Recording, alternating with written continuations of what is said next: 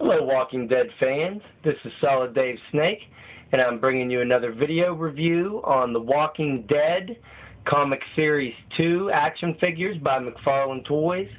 And this review is going to be on the first zombie of the wave, which is Penny Blake, the governor's daughter. And if you're a fan of the comic book or the TV show, you'll know of Penny Blake.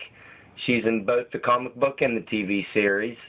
And she's basically the governor's daughter, of course, and he keeps her locked up in his apartment and feeds her body parts and chum of people he's killed. And it's pretty sick, but the governor's a sick individual. And this action figure is pretty sweet.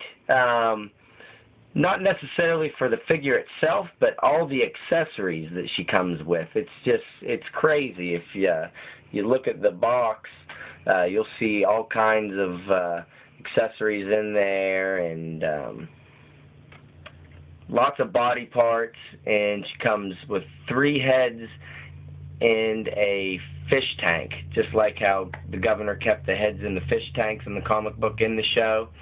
So she comes with a lot of stuff, and we'll just start getting into that stuff right away.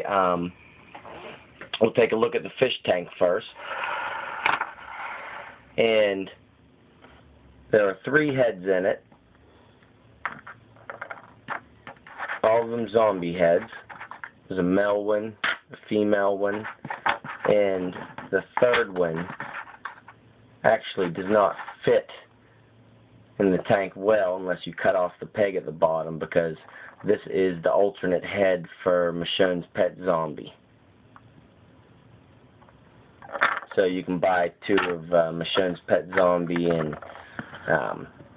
make the second one, which is a lot better than releasing 2 of the same figure basically like they did in the TV series.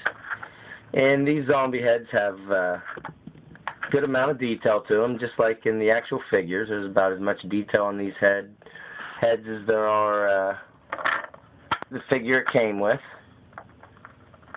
This one's sick. It's just got a big chunk missing out of the back.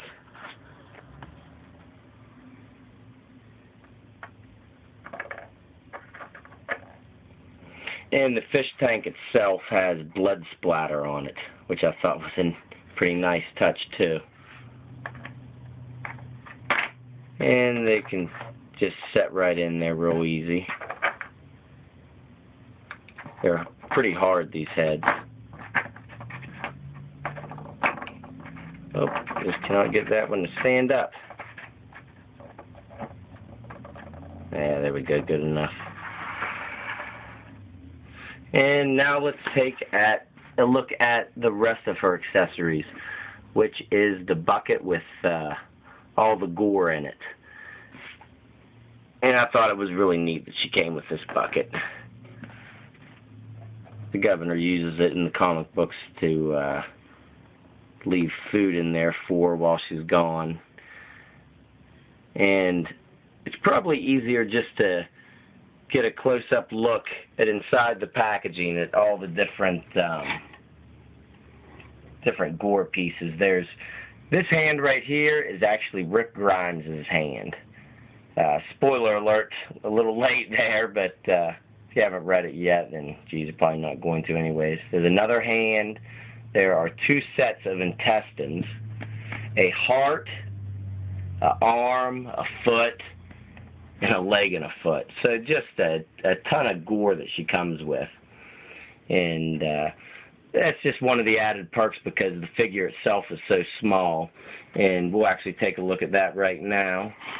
We'll go over the actual figure itself. And she is tiny compared to the other figures in this wave, which she should be. But the figures themselves are 5 inches tall, and this one's only about 3 1/4, I'd say. And I've got a couple complaints with this figure, with it being so small. Oh, and if you didn't notice, she was on a display stand the whole time. And that's the one big complaint that I have about this figure, is that she needs that display stand. She's got holes in the bottom of her foot for those pegs, because she has no articulation at the knees at all, so you can't get her to really pose well from the waist down. She's kind of in a stationary position, and she needs that base to be standing correct. So that kind of sucks. But before I go over the rest of the articulation, we'll just take an overall look at her. And she is detailed very nicely for as small of a figure as she is. She's covered in blood a little everywhere. She's got a pink dress, pink bows in her hair. On the back, this is kind of neat. If you notice, she's got a collar on, and right there on the back of her neck, might pop out a little bit, turn it to the side here, there's a little hole there that you could probably fit a little chain around her, because in the comic book she was chained to the wall. So I thought that was neat. You could add your own little chain there for a display. And she has blood all over her hands and little wounds on her leg. So detailed pretty nice. It looks just like how she looks in the comic book, and you could almost use this figure for the TV series Penny as well if you wanted to. But articulation-wise, she doesn't have much. She has a ball joint at the head. She can turn all the way around. She's got a single hinge at the shoulders. She'll rotate all the way around. And a hinge and ball joint at the elbow, so you can turn it sideways, in and out. And nothing at the hand. So she has the same for both sides, and a waist swivel. And underneath the dress, you can't see it, she has a bend at the hips, but it doesn't do much. And without the articulation in the kneecaps, it makes it really weak at the waist down. And there's a foot pivot, but that doesn't do much for the figure. So, all in all, it's a nice companion piece for the governor, and just neat that it comes with so many accessories. But I'm really upset that you have to put this figure on the display base, that you can't really get her posed by herself. And if you are interested in making the other pet zombie, if you get the first one and want to make that display with Michonne with both of her pets, this is the alternate head, so you got to get her if you want to do that.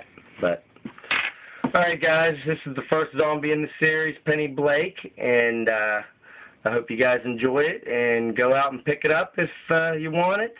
And next up I will have Riot Gear Glenn, so stay tuned guys, and thanks for watching.